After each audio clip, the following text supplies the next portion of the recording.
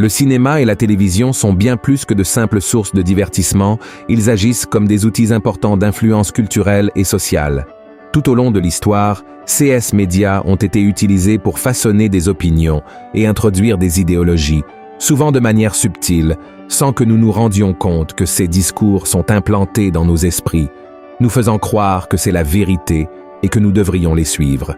Par exemple, pendant la guerre froide, Hollywood a produit des films tels que Invasion of the Body Snatchers et The Day the Earth Stood Still, qui, bien que relevant de la science-fiction, montraient le danger du communisme et la défense de la démocratie. En raison de cela, à l'époque, il y a eu une grande mobilisation des gens en faveur du capitalisme et condamnant les politiques de nations telles que l'Union soviétique, la Chine et Cuba.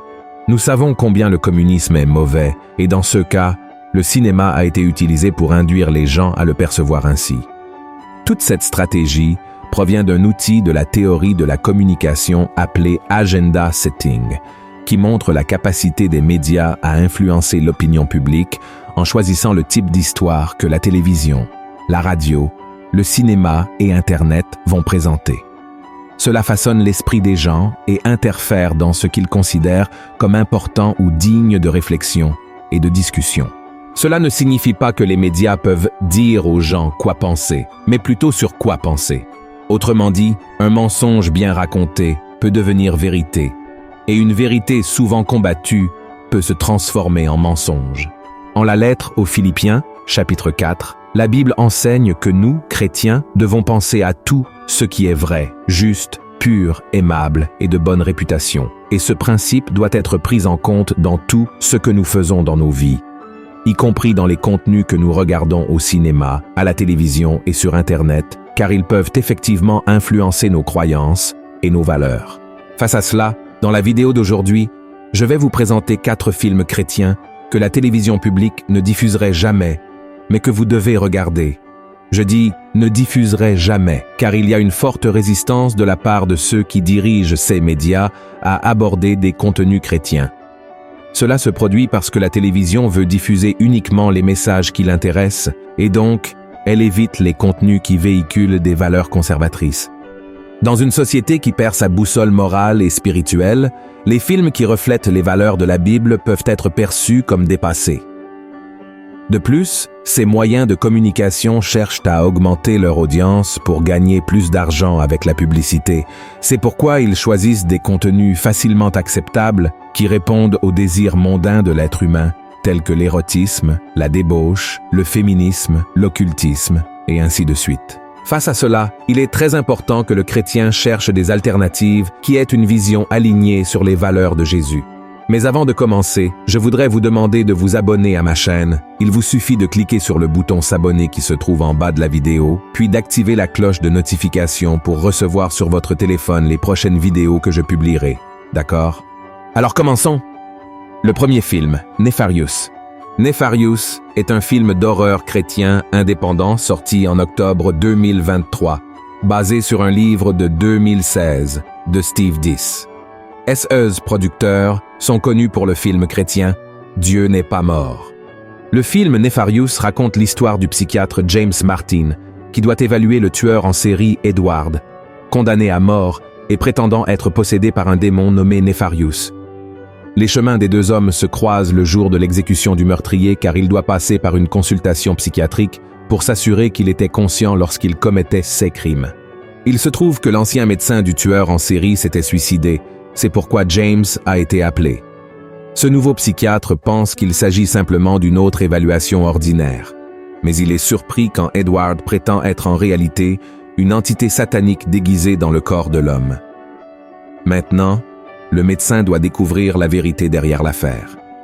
Frères et sœurs, le film Nefarious est tout simplement fantastique. Il explore des thèmes tels que le bien et le mal, la foi et la raison, ainsi que l'influence de Satan et de ses démons dans l'histoire de l'humanité.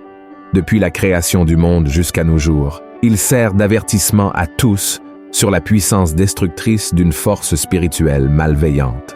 Vous vous demandez peut-être pourquoi un pasteur encourage les chrétiens à regarder un film d'horreur. Eh bien, vous devriez regarder ce film parce qu'il expose la réalité spirituelle souvent ignorée. Nefarious révèle comment l'ennemi agit dans la société en utilisant le mensonge, la manipulation, la séduction et la violence pour éloigner les gens de Dieu et les conduire à la perdition. Le film montre comment le diable peut exploiter les faiblesses et les péchés des gens, et comment il tente de détruire la famille, la vie et la dignité humaine. Ce n'est pas un film d'horreur comme tant d'autres qui sortent au cinéma. Il ne met pas seulement en avant la malveillance, mais exalte également le côté positif, montrant comment la foi, la prière, la conversion et la grâce de Dieu peuvent vaincre le pouvoir du diable et libérer les gens de son influence. Je crois qu'une chaîne de télévision publique ne diffuserait jamais ce film car il met clairement en lumière la façon dont l'ennemi agit dans la société, offrant des plaisirs éphémères aux gens qui, en apparence, semblent très bons, mais qui en réalité éloignent les gens de Christ et les conduisent vers une condamnation éternelle. Le deuxième film qui ne passerait jamais à la télévision publique est Le Son de la liberté. Le Son de la liberté est certainement l'un des films les plus controversés et marquants de ces dernières années. Il a été sorti en juillet 2023 et a suscité beaucoup de débats, étant fortement critiqué par l'industrie cinématographique d'Hollywood, le qualifiant de film d'extrême droite et mensonger. Basé sur des faits réels, le film raconte l'histoire de Tim Ballard, un ancien agent du gouvernement américain qui a tout abandonné pour consacrer sa vie au sauvetage d'enfants innocents enlevés, vendus et exploités sexuellement par des criminels en Colombie et dans d'autres pays. Le film montre comment Ballard et son équipe mènent des opérations risquées pour sauver ses enfants. Frères et sœurs, le film est tout simplement bouleversant. J'ai beaucoup pleuré, et chaque chrétien devrait regarder ce film car il expose une réalité choquante et très triste qui touche des millions d'enfants dans le monde et qui est souvent ignorée ou étouffée par les médias et les autorités, nous invitant à nous impliquer et à soutenir la lutte contre la traite des êtres humains, qui est une forme d'esclavage moderne et une grave atteinte à la dignité humaine. Le Son de la liberté montre également comment la foi chrétienne de l'ancien agent du gouvernement américain et de sa famille le motive et le soutient dans sa mission, et comment il fait face aux défis et aux dangers de son choix.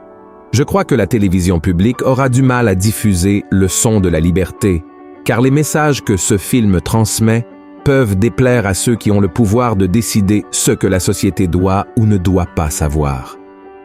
Les chaînes de télévision cherchent toujours à satisfaire les intérêts de leurs sponsors, annonceurs et actionnaires, et c'est pourquoi elles évitent les sujets qui pourraient, d'une manière ou d'une autre, lier ces personnes puissantes à ce type de dénonciation. Et malheureusement, frères et sœurs, nombreux sont les entrepreneurs impliqués dans des réseaux d'exploitation sexuelle de mineurs, comme par exemple Jeffrey Epstein, un milliardaire américain qui a attiré et abusé d'enfants dans le monde entier, étant condamné pour ce crime. Selon la justice américaine, de nombreuses jeunes filles de moins de 16 ans ont déclaré avoir été emmenées dans son jet privé vers son île privée, surnommée l'île du péché, où elles étaient instruites à avoir des relations sexuelles avec Epstein et d'autres hommes. Il a fini par se suicider en 2019. Troisième film, Salle de guerre. Salle de guerre est un film chrétien dramatique sorti en 2015, produit par les frères Alex et Stephen Kendrick, qui sont également responsables d'autres films à succès tels que Defying Giants, The Scorch Trials et Brave. Le film raconte l'histoire d'Elizabeth et Tony, un couple en crise marqué par le manque de communication, de respect et d'amour. Tout change lorsque Elizabeth rencontre la dame Clara, une femme âgée et sage qui lui enseigne le pouvoir de la prière et la défie de lutter pour sa famille. Elizabeth décide de transformer une petite pièce de sa maison en une chambre de prière, où elle met en œuvre des stratégies de bataille spirituelle basées sur la parole de Dieu. Pendant que la femme prie, le mari fait face à des tentations et des difficultés qui le poussent à reconsidérer sa vie et ses choix. Le film Salle de guerre montre comment la prière peut changer les circonstances et le cœur des personnes. Cela rejoint ce que Jésus a dit dans le chapitre 14 de l'Évangile de Jean.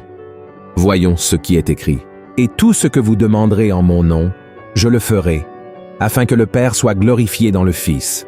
Si vous demandez quelque chose en mon nom, je le ferai. » Frères et sœurs, je pense que tout chrétien devrait regarder ce film, car en plus d'être émouvant, Il transmet un message de foi et d'espoir, montrant que Dieu peut restaurer et bénir ceux qui se soumettent à sa volonté et obéissent à sa parole. Le film souligne l'importance de la prière et comment elle peut faire la différence dans tous les domaines, en particulier dans la famille.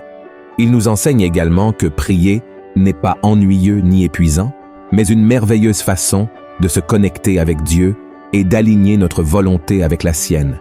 Je crois qu'une chaîne de télévision publique aurait du mal à diffuser Quarto de Guerra pour plusieurs raisons. La première étant que dans la société actuelle, les gens ne veulent pas vivre dans la dépendance de Dieu.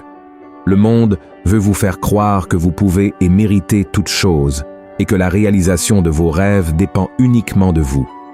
De plus, une chaîne de télévision peut être critiquée, voire annulée sur les réseaux sociaux, pour diffuser un film qui présente la famille traditionnelle, la soumission de la femme à son mari et l'intervention de Dieu dans la vie des gens. Et le quatrième film, La Cabine. La Cabine est un film chrétien dramatique sorti en 2017, basé sur le livre du même nom, racontant l'histoire de Mac Phillips, un homme tourmenté après la perte de sa plus jeune fille, Missy, dont le corps n'a jamais été retrouvé. Cependant, des signes indiquant qu'elle aurait été victime de violences et assassinée sont découverts dans une cabane en montagne. Des années après la tragédie, il reçoit un appel mystérieux pour retourner sur les lieux, où il aura une rencontre surnaturelle avec Dieu, qui se manifeste en 3 personnes. Papa, une femme noire représentant Dieu, Jésus, un charpentier d'origine juive représentant le Fils, et Sarayu, une femme asiatique représentant le Saint-Esprit. Le film montre comment Mac traverse un processus de guérison, de pardon, de réconciliation et de restauration de sa foi et de sa famille.